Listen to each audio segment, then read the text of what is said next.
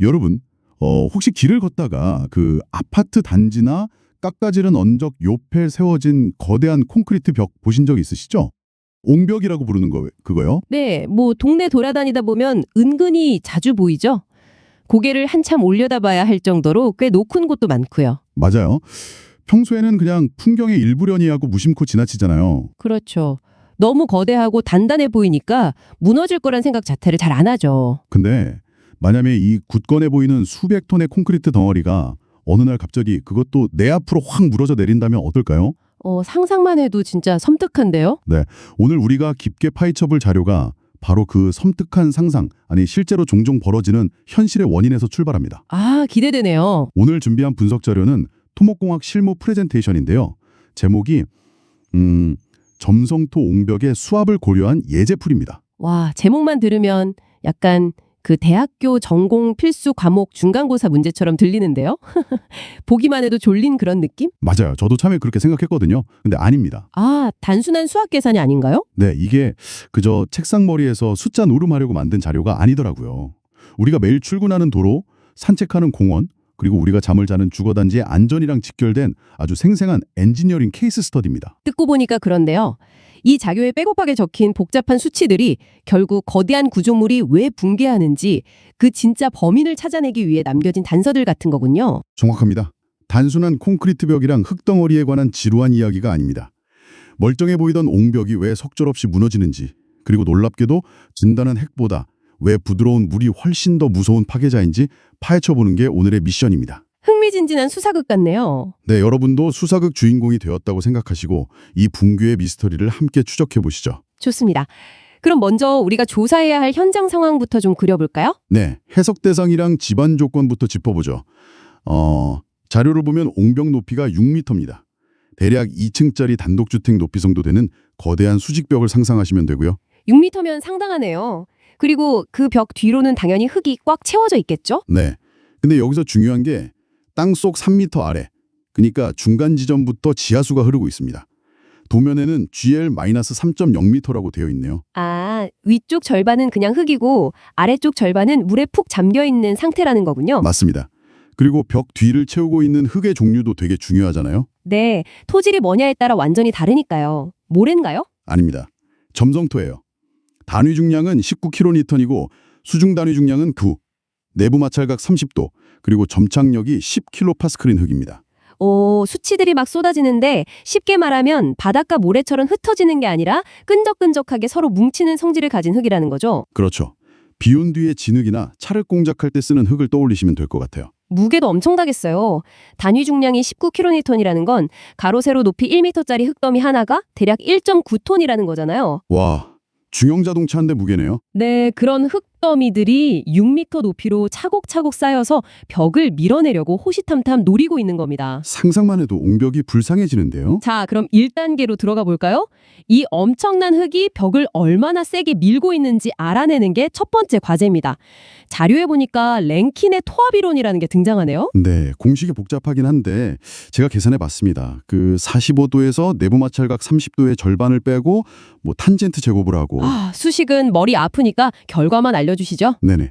주동 토합 계수 KA가 0.333이 나옵니다. 0.333이요?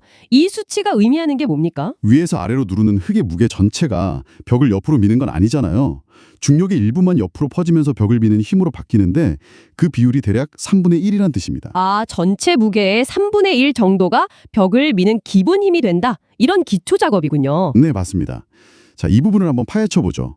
무게의 3분의 1이 벽을 민다는 건 직관적으로 이해가 쏙쏙 됩니다. 그렇죠. 근데 다음 2단계를 보니까 진짜 의외의 전개가 펼쳐지더라고요.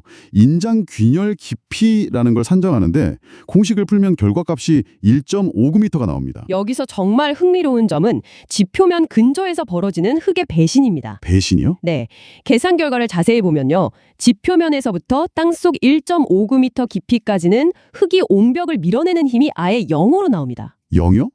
흙이 저렇게 무거운데 벽을 안 민다고요? 오히려 흙이 벽으로부터 떨어져 나가려는 힘, 그러니까 인장력이 발생해요. 아까 이 흙이 점성토라고 하셨죠? 네, 끈적끈적한 흙이요. 지표면 근처는 위에 짓누르는 흙이 없어서 압력이 약하잖아요. 근데 흙 입자들끼리 뭉치려는 점착력은 워낙 강하니까 흙이 온벽에 기대는 게 아니라 자기들끼리 뭉치면서 뒤로 확 물러나 버리는 겁니다. 아, 벽에서 떨어져서 틈을 만든다는 거군요. 맞아요. 이거 약간 그 얼굴에 바르는 지능 머드팩 같은 거네요. 수분 날아가면서 마르면 지들끼리 뭉치면서 쩍쩍 갈라주고 벽에서 떨어지잖아요. 와, 아주 훌륭한 비유입니다. 딱 그 현상이에요. 그래서 토목공학에서는 이 1.59m 구간을 인장 구간이라고 부릅니다.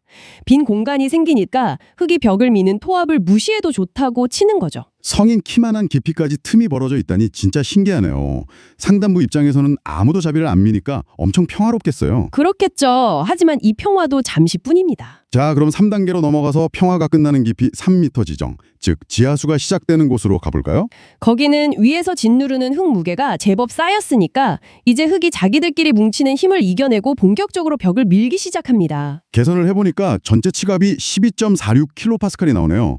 아직 물이 시작되기 바로 위쪽이라 오직 흙의 힘만 작용한 결과죠. 12.46이면 두꺼운 콘크리트 벽 입장에서는 아주 여유롭고 평화로운 수치입니다. 애초에 그 정도는 거뜬히 버티게 설계하니까요. 네, 여기까지는 참 좋았는데 4단계 옹벽의 맨 밑바닥인 깊이 6m 지점으로 내려가면 분위기가 완전히 반전됩니다. 자, 여기서부터는 지하수의 아래니까 수중 단위 중량 9kPa를 적용해야 하죠. 네, 맞아요. 흙이 물에 푹 잠겨 있으니까 부력 때문에 가벼워진 거죠. 그래서 유효 토합, 즉 순수하게 흙이 미는 힘을 계산하면 27.16kPa이 나옵니다. 깊이가 2배가 됐으니까 힘도 12.46에서 27.16으로 커진 거네요. 흙이 미는 힘은 그렇고요. 근데 우리가 잊지 말아야 할 진짜 파괴자가 하나 남아있죠. 아, 물이요. 네, 흙입자들 사이사이를 채우고 있는 물이 미는 힘, 바로 수압입니다. 수압은 물의 단위 중량 10에다가 물이 차 있는 높이 3m를 곱하면 정확히 30.00kPa이 나옵니다. 네, 전문가로서 이 수치들의 관계를 짚어드리자면 이게 정말 소름 돋는 결과거든요. 전체 치갑 57.16 중에 수압이 30이고 흙이 미는 힘이 27.16이니까 맞습니다. 수압이 흙의 압력보다 더 큽니다. 와, 눈에 보이는 그 거대하고 끈적이는 흙덩어리보다 형체도 없는 물이 벽을 더 세게 밀어붙이고 있다는 거잖아요. 치갑 분포를 처음부터 쭉 요약해보면 이 반전이 더 극적입니다. 제가 요약해 볼게요. 0에서 1.59m까지는 인장 구간이라 압력이 0이었죠. 네, 평화로웠죠. 그리고 3m 지점에서는 흙만 밀고 있어서 압력이 12.46이었습니다. 그렇습니다. 근데 물에 잠긴 6m 밑바닥에서는 압력이 무려 57.16으로 폭증합니다. 흙이 27.16, 물이 30을 차지하면서요. 이 데이터가 말해주는 건 아주 명확하죠. 옹벽 밑바닥을 강하게 밀어붙이는 진짜 주인공은 흙이 아니라 바로 물이라는 사실입니다. 물은 유체라서 자기가 가진 무게의 100%를 사방으로 밀어내는 데 쓰거든요. 그래서 물이 훨씬 더 무서운 파괴자라는 거군요. 근데 여러분, 지금까지는 그저 이상적인 날씨를 가정한 이론적인 계산이었습니다. 자연은 우리 계획대로만 움직이지 않잖아요. 여기서 상황이 정말 흥미로워집니다. 엔지니어들이 설계할 때 가장 두려워하는 최악의 위험 시나리오가 등장할 차례네요. 만약에 며칠 내내 억수 같은 폭우가 쏟아지면 어떻게 될까요? 아까 우리가 발견했던 그 1.59m 깊이의 인장균열 기억하시죠? 흙이 벽에서 떨어져 나가서 쩍 벌어져 있던 그 틈새요. 네, 평소엔 비어있던 그 틈으로 빗물이 폭포수처럼 쏟아져 들어가는 상황을 상상해보세요. 야, 그거 정말 치명적이네요. 빈 공간이었던 1.59m 깊이 틈에 물이 꽉 차게 되면 어떻게 되나요? 상부에서부터 예상치 못한 엄청난 수압 하중이 추가로 작용하게 됩니다. 아까 꼭대기는 압력이 0이라고 했잖아요. 근데 갑자기 벽 위쪽에서 거대한 물기둥이 밖으로 확 위어내기 시작하는 거예요. 와, 전체적인 맥락에서 보자면 이거는 옹벽 안정성을 급격하게 깎아먹는 약점이 되겠네요. 그렇죠. 무거운 책장을 맨 아래에서 밀면 잘 안 넘어지지만 꼭대기를 잡고 당기면 확 넘어오잖아요. 아하, 단순하게 토합만 견디게 설계된 벽이 여름철 장마 때 왜 그렇게 어이없이 꼬꾸라지며 무너지는지 그 인과관계를 완벽하게 보여주는 시나리오입니다. 그렇다면 이 모든 것은 무엇을 의미할까요? 비가 오면 이렇게 엄청난 수압이 생기는데 우리 주변의 옹벽을 이 파괴적인 힘에서 어떻게 지켜낼 수 있을까요? 콘크리트를 막 무식하게 두껍게 바르면 되나요? 직관적으로는 그렇게 생각하기 쉬운데요. 실무적인 결론은 전혀 다릅니다. 자료를 보면 배수가 불량할 경우에 옹벽에 작용하는 하중이 무려 2배 이상 폭증할 수 있다고 데이터로 증명하고 있어요. 하중에 2배로 뛰면 아무리 벽을 두껍게 만들어도 소용없겠네요. 맞습니다. 그래서 설계의 핵심 패러다임이 바뀝니다.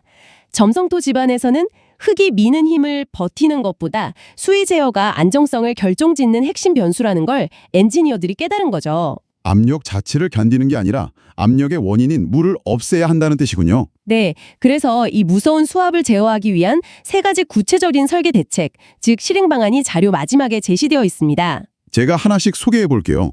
첫 번째는 뒤채움제 교체입니다. 물을 꽉 머금고 안 놔주는 점성토 대신에 투수성이 좋은 모래나 자갈로 옹벽 뒷부분 흙을 바꿔 채우는 거죠. 아주 실용적이죠. 물이 고이지 않고 쑥쑥 빠지게 길을 만들어주는 겁니다. 두 번째는 배수 시스템 설치입니다. 옹벽 배면에 배수 매트를 깔고 물을 빼내는 구멍 뚫린 파이프, 즉 유공관을 설치하는 거예요. 네, 그렇게 해서 달성하려는 최종 목표가 바로 세 번째에 나옵니다. 지하수의 상승을 억제하고 수압을 원천적으로 제거하는 것. 물과 힘으로 맞서 싸우는 게 아니라 물이 자연스럽게 빠져나가도록 길을 열어주는 거네요.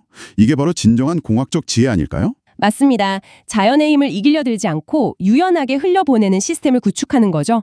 오늘 이 분석을 듣고 나니까 여러분, 이제 비 오는 날 길을 걷다가 거대한 콘크리트 옹벽을 마주치면 다르게 보이실 겁니다. 벽에 일정한 간격으로 뚫려 있는 작은 배수관들이 그저 장식이 아니라는 걸 아시겠죠? 네. 그 작은 구멍들이 수십 톤의 수압으로부터 벽을 지켜내는 생명줄이니까요. 진짜 신기하네요. 오늘 자료는 사실 단순한 공학 지식을 넘어서 중요한 질문을 하나 던집니다. 어떤 질문인가요? 우리는 보통 인프라를 지을 때나 무언가를 계획할 때 눈에 뻔히 보이는 거대한 하중들만 계산하는 경향이 있거든요. 아까 그 무거운 흙 같은 거요? 네, 그렇다면 여러분의 삶이나 비즈니스에서 옹벽의 그 인장 균열 속 빗물처럼 작용하는 건 과연 무엇일까요? 와, 평소에는 안 보이고 아무 문제 없다가 위기 상황에서 갑자기 여러분의 시스템에 하중을 2배로 가해버리는 그 보이지 않는 수압 말입니다. 우리 삶에 숨겨진 수압은 무엇인지 한번 고민해 볼 만한 주제라고 생각합니다.